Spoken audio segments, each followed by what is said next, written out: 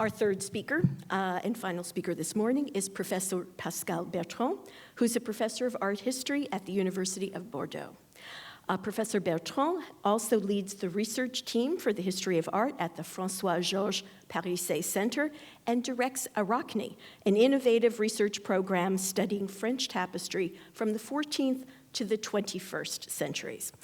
Professor Bertrand's many publications range from the 1995 survey, History of Tapestry in Europe, from the Middle Ages to the present, to his detailed 2005 study of the Barberini tapestry manufactory in Rome, to his recent 2013 book on the Aubusson tapestry manufactory. He also made important contributions to the Met's catalogs, Tapestry of the Renaissance and Tapestry in the Baroque, and in 2012-2013, Professor Bertrand held a J. Clausen Mills Fellowship at the Metropolitan Museum of Art. Today, he will look at Coecke's St. Paul series after Raphael and other Brussels Renaissance hangings in the French royal collections. I'm very happy to welcome Pascal Bertrand. Good morning. Thank you, Lorraine, for the introduction. I would like to thank Met and more particularly Lizzie for the invitation to give a lecture in the conference on Peter Coecke in connection to the great exhibition, Grand Design. And I also would like to thank Parsons The New School for Design and Sarah Lauren to host us today. When I knew the session of the conference takes place here at Parsons The New School of Design, I think to adapt my lecture for this institution and to the students who work in and who are there today. So I had a subtitle to my presentation to give a more precise indication on my purpose, use, and reception. One more indication. Most of the facts I'm going to record here are well known, but they have not been said in that way, if I'm not wrong. The marvelous exhibition Grand Design, Peter Coecke, Van Eyck, and the Renaissance celebrates the rediscovery of one of the greatest artists of Flemish Renaissance art, which has started at the beginning of the 20th century and then renewed 50 years ago. Ironically, during all the modern times, from the 16th to 18th century, Peter Coecke is recognized as a renowned painter due to his translation of Soriot's architecture books, his trip to Constantinople and the prints made from his drawings published by his widow, and his tapestry designs. But none of the authors gives a single title of the tapestry hanging series he drew. This date will last until the end of the 19th century, when even one of the greatest tapestry historians, Jules Giffray, did not mention Coecke's name. Even so, Coecke's drawings were connected to tapestry hanging in the 1741 Crozat Action Catalogue. No tapestry was linked to Coecke's name before the seminal studies of Max Friedlander and Heinrich Goebel, published during the 1920s. This observation raises the question of rediscovery in art, already asked by Sir Francis Haskell in the introduction of one of his famous books on this topic. How to explain the difference of the opinions? The men of Renaissance and Baroque times were no less intelligent than us, perhaps even more. So the question is to understand how the tapestries designed by Coecke were perceived during that times. Why were they not attributed to him? What is the meaning of this omission? Whereas these same tapestry hangings were almost the most famous. They have been woven in several editions. They were used during official ceremonies, and they are cited in art theory books. For this, I will use the example of tapestries formerly belonging to the Crown of France, one of the most prestigious tapestry collections of all Europe. This collection included a fine set of Flemish tapestry from the Renaissance, two of them woven on Coecke's on Cook's drawings were purchased by the King François Ier. A 7-piece set of tapestries of the history of St. Paul, paid in January 1533 to the Anvert merchant Joris Wieslier, and an 8-piece set of the story of Joshua, bought in 1538 to the generous dealer living in Antwerp, Emmanuel Riccio. Both sets were destroyed in 1797, with many other sets of the French royal collection. According to the King historiographer and art theoretician André Philibien, tapestry hanging is an appropriate medium for feasts and ceremonies because it is a reflection of the splendor of princes who own it. I quote, you saw these wonderful works that are in the furniture warehouse of His Majesty and often exhibited during great feasts, end quote. The decoration had to be suitable for both an ornamental feature of the place in which it is displayed and a will of glorification to answer the ostentatious function of the medium. Tapestry is an ideal decorative object because of its large surfaces depicting figurative patterns with vivid colors. As textile decoration is mobile, it is possible to fit it closer to the meaning of the event.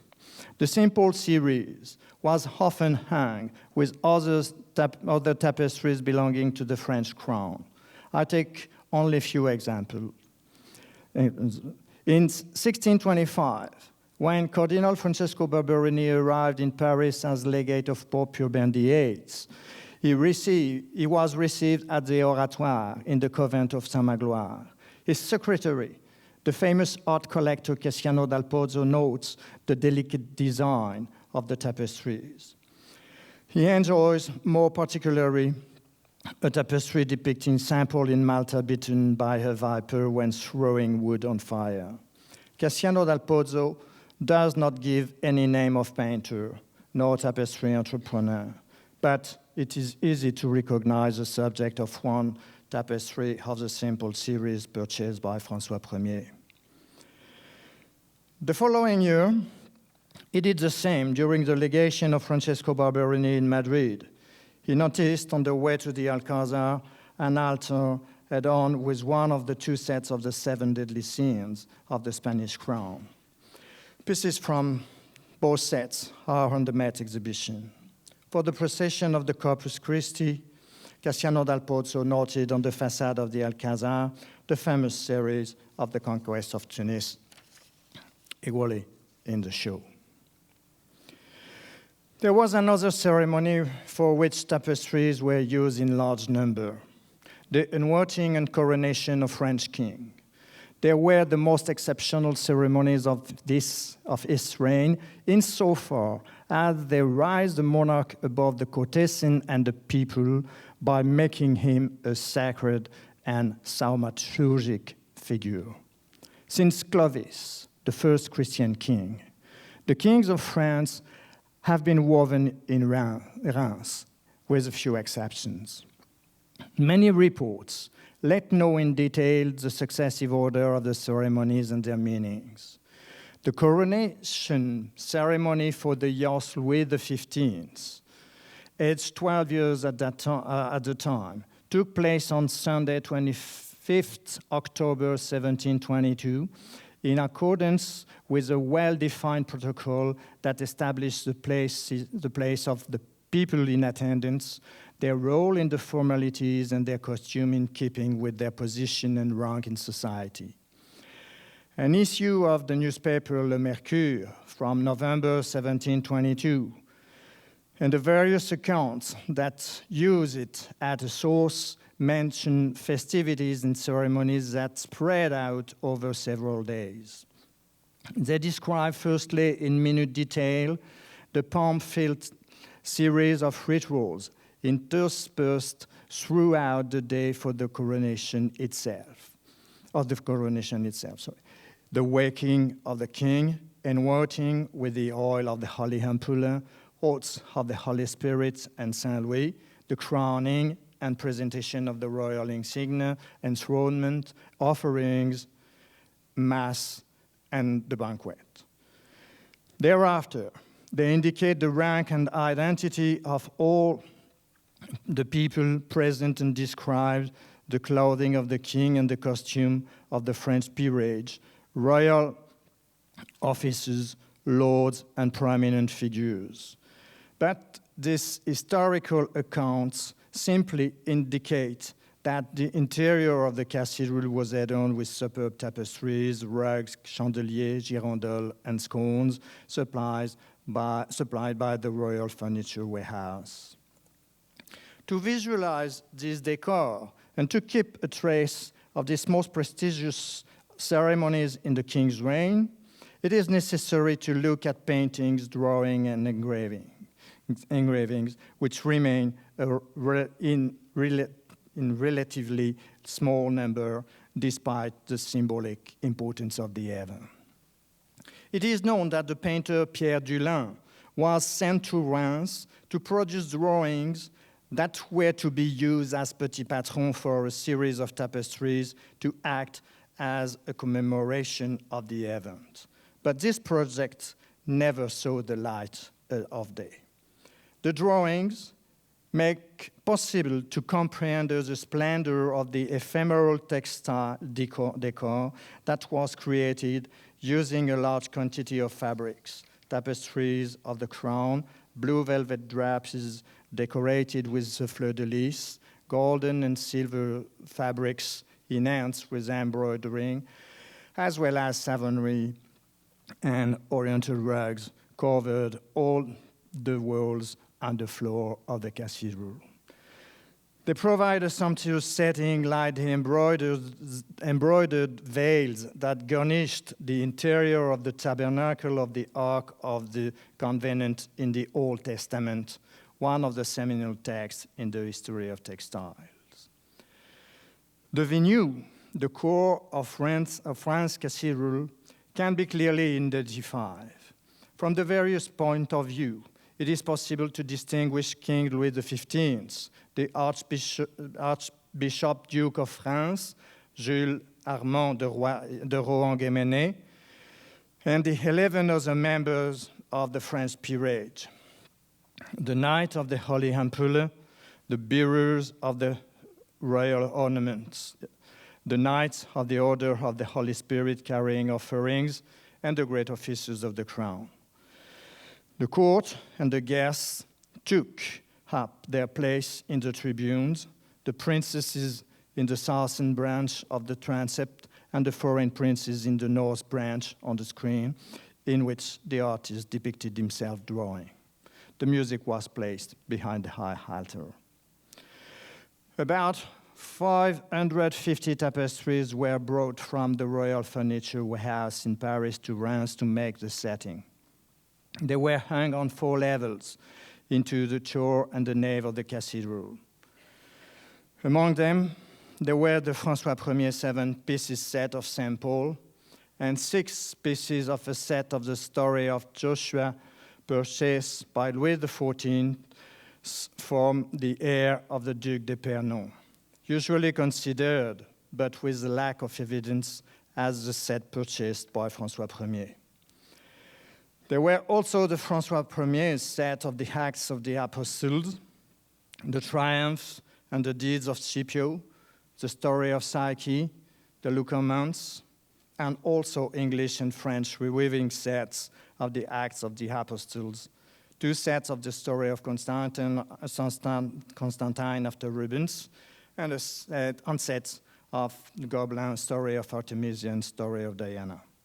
At least tapestries woven at the Manufacture Royale des Gobelins after Charles Lebrun, the first painter to the king. The most beautiful tapestries of both Brussels Renaissance workshop and the Gobelin Baroque works were hung together. In this transfigured space, the king was raised above his subjects, this symbolic accent being materialized during the ceremony by the enthronement when the king ascended the stairs of the Jubé to mount his throne, as to be seen by all the court installed in the stands around the liturgical tour, and the crowd gathered in the nave. Into the Met exhibition, it is possible to admire the wide size of the tapestries, the striking effect of their richness, and the beauty of the figures, more particularly in the tapestry from the Munich set of St. Paul. In this screenshot of a 3D reconstruction done by the Arachne team gives an idea of the recreated compact space of the cathedral shore and reproduces the ambience generated by the use of a great amount of textile full of color and warmth, emphasized via the illumination obtained by the light entering in cathedral's high windows, but also thanks to the candles in the chandelier, girandoles, and scones mentioned in the text. According to Felibien, to have a beautiful tapestry, it is necessary to bring together an excellent drawing man and skillful weaver. I quote, "It is necessary for this to meet scholarly painters and workers able to execute well the designs given to them," end quote. As you know, there is no indication of designer's name in French inventories written under François Ier and Henri II. Then, Coecke's tapestries were hidden under attribution to Raphael given by Felibien. Other art theoreticians and authors, such as Germain Brice, the Swedish architecture Nicodemus Tessin, Desalliés d'Argentville and Pigagnol de la Force, all of them continue this prestigious attribution until mid-18th century. What matters is not the attribution, but its meaning. Why did the followers of Felibien retain and have not retained of these texts? First, Felibien lists the most beautiful tapestries of the French crown and assigned them in a way that now seems rather simplistic. Renaissance tapestries were usually classified in two groups, the so-called Gothic or antique tapestries and the modern ones. These latest were woven after drawings by Raphael and Giulio Romano, while the first were given to Dürer and Lucas van Leyden. Raphael's tapestries were the famous Acts of the Apostles, the story of Psyche, by a painter of the entourage of Michael Coecke, or Coecke, the history of Moses from Julius Romano's entourage, the history of Joshua, and the history of St. Paul, in fact, by Peter Coecke. I quote, "There is in the great church of Chartres 10 pieces of tapestries by 40 years long, which formerly were made in Flanders on the design that Raphael did for the lodges of the Vatican, where the history of the Old Testament is depicted. These tapestries are admirably made. The borders are rich, the wool very fine, and all woven with silk. It was Monsieur de Thou, Bishop of Chartres, who gave them to this church, and we can say that excluding Jews of the king, there is none more beautiful," end quote. And right after this quote, Felibien adds another sentences. I quote again. "At present, I only speak on the tapestries of the design of Raphael, and I ask you if there is nothing more beautiful than the 8 pieces set, 43 ells, of the history of Joshua. Which paintings are comparable to Psyche depicted in 26 pieces, 106 hells? Aren't you surprised when you see the Acts of the Apostles in 10 pieces containing 53 hells? And how many times I heard you talking about the history of St. Paul in 7 pieces measuring 42 ells as a work you could not admire enough, end quote. Giulio Romano was mainly credited for the triumph and the deed of Scipio, the Fructus Belli, the triumph of the gods, now given to Gianfrancesco Penny and Giovanni da Udine, and the grotesque mounts in the manner of Cornelis Bos. Felibien thinks that the Luca Mount series from the entourage of Bernard van Orley were by Lucas van Leyden, as well as the 7 Ages of Man. He writes that one can still recognize the manner of Dürer into 3 or 4 tapestry hangings that were in the collection of the French crown. The story of Saint John, the Passion of our Lord, the human life, and the famous Urns of Maximilian. About this last series, he rallies the opinion of Karel van Mander and gives the name of Van Orley as painter. This perception was based on a very broad concept of school of painting, not much defined by the national identity of the painters rather than by the manner of a master, the richness of his invention, and especially the degree of Italianism seen in the works of his followers. The theoretician Roger de Pile proceeded as well.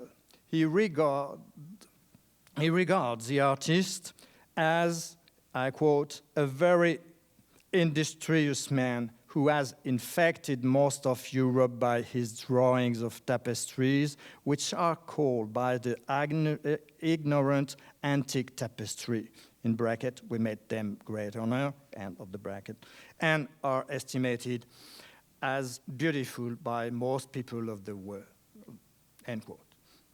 According to de Pile, Lucas van Leyden has not pondered the ancient work, I quote, that have always been since birth the rule of beauty, end quote.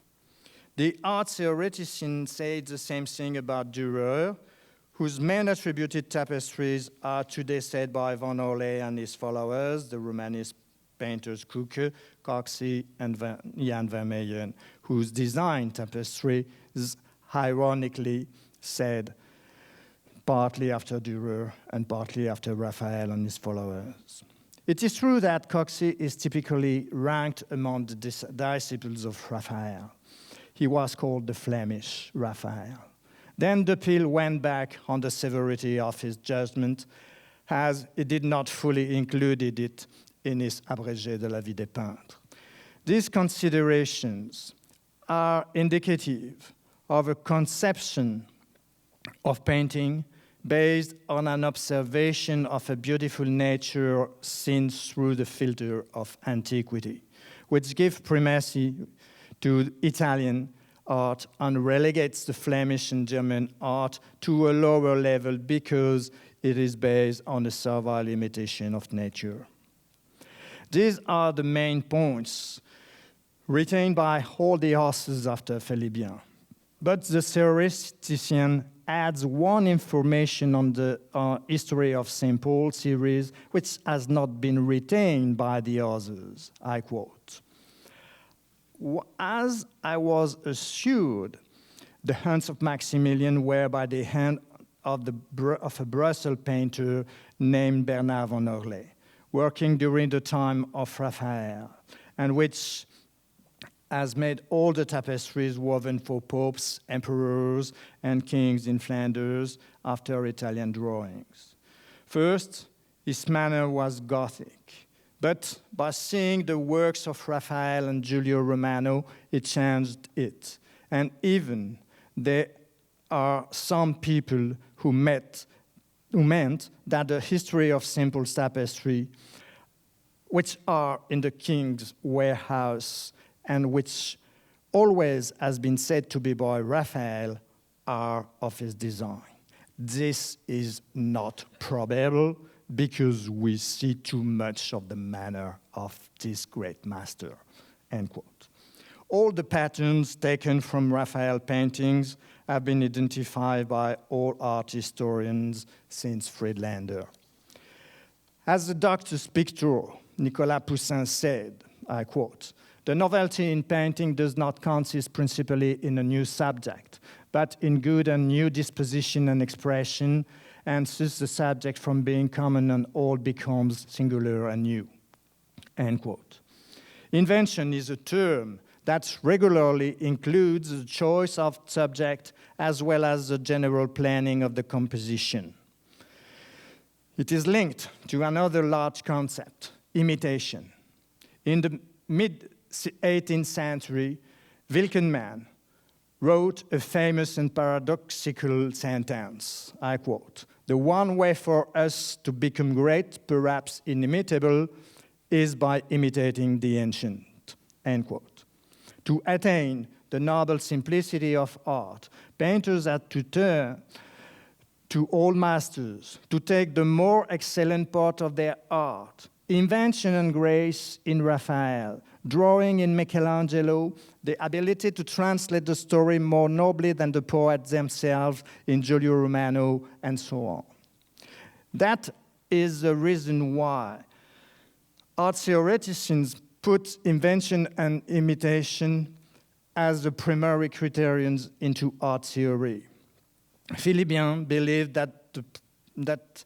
believed in the primacy of Italian art upon Flemish art. The Flemish naturalism was considered as too hard in front of the concept of perfect beauty embodied by Raphael.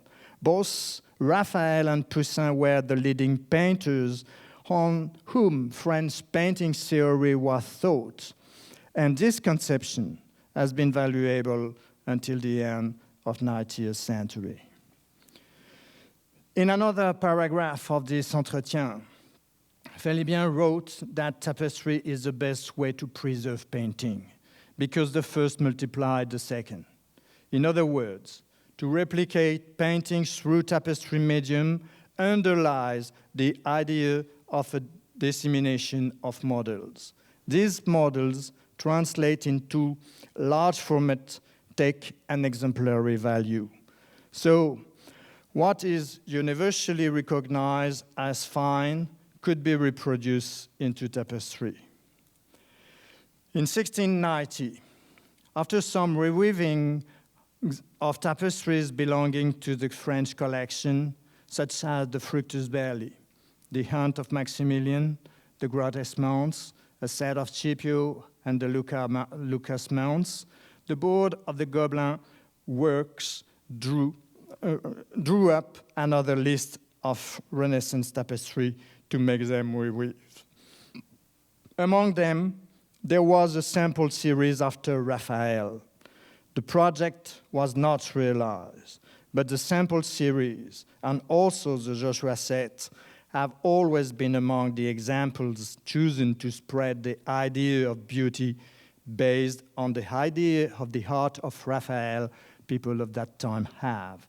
What a beautiful tribute to the art of Peter Coecke. Thanks for your attention.